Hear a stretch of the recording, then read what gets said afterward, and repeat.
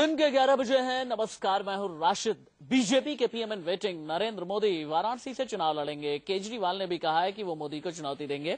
हालांकि उन्होंने वाराणसी की जनता से पूछने के बाद फैसले की बात कही है, लेकिन सवाल यह है कि क्या मोदी के मुकाबले केजरीवाल में दम है? आखिर काशी की जनता किसे अपना किंग चुनेगी?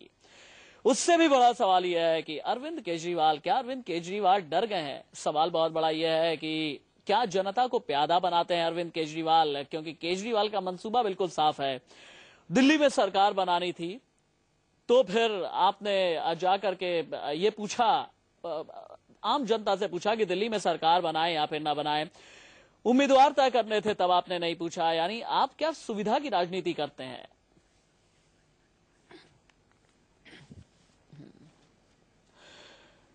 मेरी सहयोगी कार्यकारी संपादक शीतल राजपूत वाराणसी से लाइव मेरे साथ में मौजूद है। उनके साथ तमाम लोग भी मौजूद हैं। शीतल, वाराणसी को शिव की त्रिशूल पर बसी काशी कहा जाता है। वाराणसी को कबीर के अल्हड़पन के लिए जाना जाता है। मुझे ये बताइए, केजरीवाल बनाम नरेंद्र मोदी, या यूं कहें कि नरेंद्र मोदी बनाम केजरीवाल की लड़ाई में वाराणसी का मूड क्या है? राशिद, आपके सवाल का जवाब तो मैं दूंगी और यहाँ की जनता भी देगी, लेकिन पहले आपको बता दूं कि नमो टी स्टॉल तो फिलहाल आचार संहिता के चलते बंद है, लेकिन ये राजा टी स्टॉल है जो कि दशाश्वमेध घाट पर के पास में है, जहाँ पे हम लोग खड़े हैं। और मेरे साथ यहाँ पर खुद नरेंद्र मोदी मौजूद हैं। क्या आप यकीन करेंगे इस पर? आप खुद साक्षात? जी, मेरा नाम अभिनंदन पाठक है। मैं जनपद सहारनपुर से आया हूँ।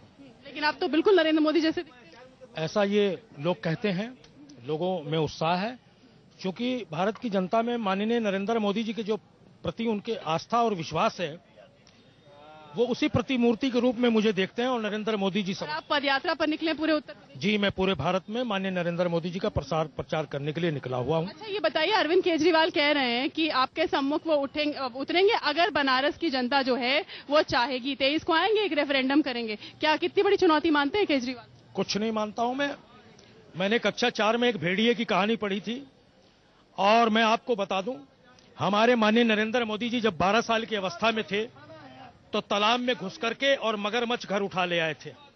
उन्हें मगरमच्छ से और भेड़ियों से निपटना आता है। मैं उनका एक छोटा सा भक्त हूं। मैंने केजरीवाल जी को एक पत्र लिखा था जिसका जवाब आज तक उन्होंने मुझे नहीं दिया।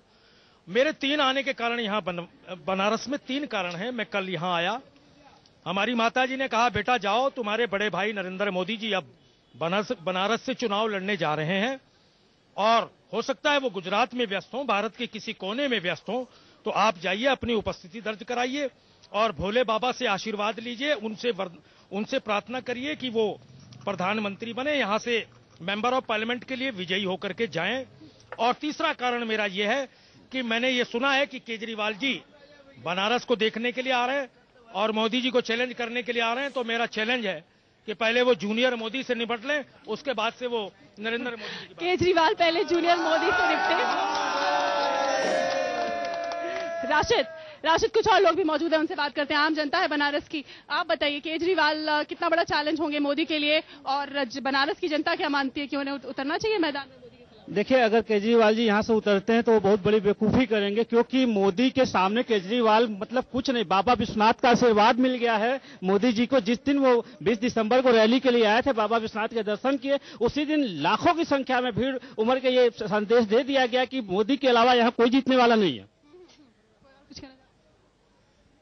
मोदी जी के आगे केजरीवाल जी तो मुझे एक जोकर से लगते हैं। ऐसा क्यों? कैसे? बहुत लोग कहीं से भी उनका कोई कंपटीशन ही नहीं है, कोई कंपटीशन ही नहीं है। कहाँ मोदी, कहाँ केजरीवाल। नहीं पाएंगे केजरीवाल जी, 5000 भी वोट नहीं पा पाएंगे। बनारस में उनकी कोई वक्त नहीं है, कोई नाम भी लेने वाला नहीं है केजरीवाल। नरेंद्र मोदी का जैसा नाम है उस तरह केजरीवाल का नहीं है। शीतल जी, नरेंद्र केजरीवाल जी ने कहा है कि मैं पूरे देश के लोगों से कहता हूं कि बनारस पहुंचे।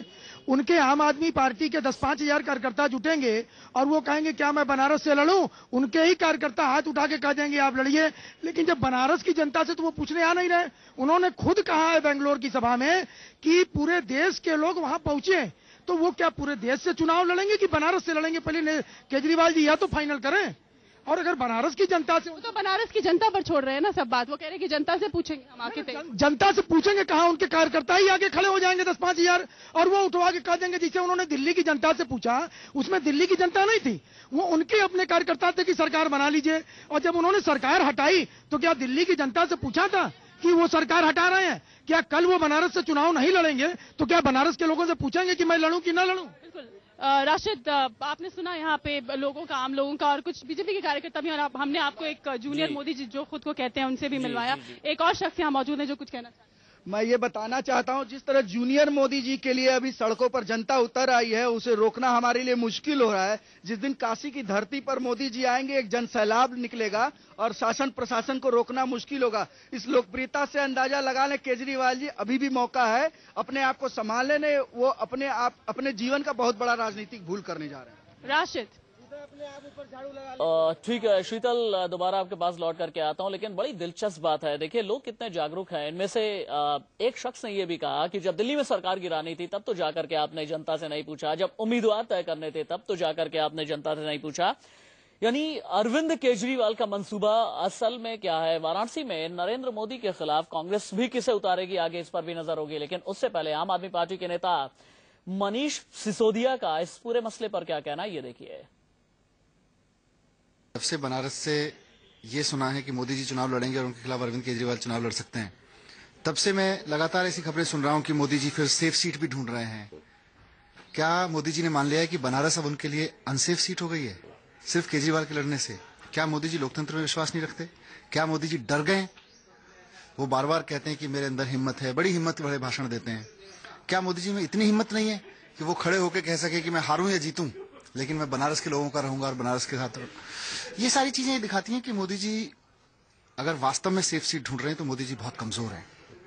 राजनीतिक रूप से भी उनको खुद पे भरोसा नहीं है और शायद उनका एम्बिशन सिर्फ प्राइम मिनिस्टर बनना है। इसका मतलब ये दिखाता है। चलिए, मनीष सिसोदिया को आपने सुना। एक बार फिर से मेरी कार्यकारी संपादक शीतल राजपूत के पास चलते हैं, वाराणसी मेरे साथ में मौजूद हैं। शीतल, मनीष सिसोदिया का ये कहना है कि जब से ये खबर आई है कि वाराणसी से अरविंद केजरीवाल चुनाव लड़ेंगे नरेंद्र मोदी के खिलाफ, तब से नरेंद्र मोदी जो है गुजरात में अपने लिए एक सेफ सीट ढूंढ रहे हैं और इससे ये लगता है कि केजरीवाल से नरेंद्र मोदी डर गए। ये बात बनारस की जनता के सामने रखिए आप। बिल्कुल। देखिए, अरविंद केजरीवाल का ये कहना है कि नरेंद्र मोदी गुजरात में से भी लड़ना चाहते हैं और एक सेफ सीट वो ढूंढ रहे हैं, तो इसलिए शायद उनको किस चीज का डर है उन्हें कि वो हार जाएंगे। ना कोई डर नहीं है। अब तक का इतिहास रहा है, 2-2, 3-3 सीटों से बड़े बड़े नेता लड़ा करते थे। एक बार अटल जी 3 जगह से लड़े थे। एक जगह उन्होंने कहा कि मेरी जमानत जब्त हो गई, दूसरी जगह उनकी जमानत बच गई और तीसरी जगह से वो लोकसभा के सदस्य हो गए। ये तो लोकतंत्र का तकाजा है। जिस दिन चुनाव आयोग रोक लगा देगा उस दिन कोई एक जगह से ही लड़ेगा। ये तो चुनाव आयोग को तय करने का जिम्मेदारी है। अरविंद केजरीवाल चुनाव आयोग नहीं है, वो तो संविधान की धज्जी उगाड़ते हैं। जो अरविंद केजरीवाल कहे वो सही, बाकी सब बेईमान। वही कहावत है कि खाता ना बही जो अरविंद केजरीवाल। जूनियर मोदी जी, आप सर आगे आ जाइए। केजरीवाल जी का कहना है कि वो शायद डरते हैं नरेंद्र मोदी, इसलिए सुरक्षित सीट जो है वो ढूंढ रहे हैं। नरेंद्र मोदी जी हनुमान जी का रूप है और हनुमान जी ने कभी डरना सीखा नहीं है। अतुलित बलधामम हेम सैलाभ देहम धनुज वन कृशानु ज्ञानी नाम अग्रगण्यम। हनुमान जी अब सुंदर कांड में जो केजरीवाल जी को तो मैं रावण की संज्ञा देना चाहूंगा। उन्होंने जनता की भावनाओं को वहां ठेस पहुंचाया है और हमारे मोदी जी हनुमान जी के रूप में भक्ति रूपी सीता का जो रावण ने हरण किया, रावण रूपी कांग्रेस ने जो हरण किया, भावनाओं को ठेस पहुंचाई, अब मोदी जी वहां। चलिए, ये धर्म, हनुमान और ग्रंथों की और सबकी बात कर रहे हैं। आप एक आम नागरिक है, क्या आपको लगता है कि हिंदुत्व को आधार बनाकर मोदी को यहां से लड़ाया जा रहा है और इसका बीजेपी को फायदा हो सकता है, न केवल पूर्वांचल में बल्कि बिहार और बाकी के जो साथ में जो सीट्स लगती हैं झारखंड? बिल्कुल। देखिए, यहाँ पे जो है हम लोगों का एक कह लीजिए कि हम लोग बनारस के लोग कट्टर। आपके लिए मुद्दा विकास है या आपके लिए मुद्दा हिंदुत्व है? देखिए, हमारे लिए विकास यहाँ पे नाम मात्र है, लेश मात्र भी नहीं। ठीक है, ये भी आपका कहना उचित है, क्योंकि पिछले सांसद के वजह से हम लोगों को कुछ। जी राशिद। चलिए, शीतल, बहुत शुक्रिया आपका इस तमाम बातचीत के लिए। बनारस के लोग भी आपके साथ में मौजूद हैं, उनका भी बहुत बहुत शुक्रिया। लेकिन सबसे बड़ा सवाल ये है, पूर्वांचल में कुल 34 सीटें आती हैं और इनमें से 28 सीटें जीत करके 1998 में बीजेपी ने अपना पावर बेस तैयार किया था। क्या वही रिवाइवल इस बार नरेंद्र मोदी के सहारे हो पाएगा?